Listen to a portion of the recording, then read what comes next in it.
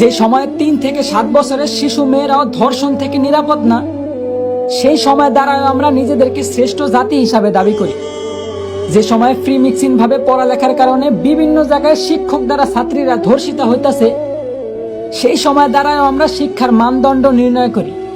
একদিকে দেশের মান্যগণ্য লোকেরা দেশের গরিবদের দিকে না তাকিয়ে বিলাসিতায় দিন কাটাইতেছে, ঠিক সেই সময় আমরা নির্লজ্জের মতো আবার দেশের রেমিটেন্স যোদ্ধা প্রবাসীদের নিয়ে সমালোচনা করি।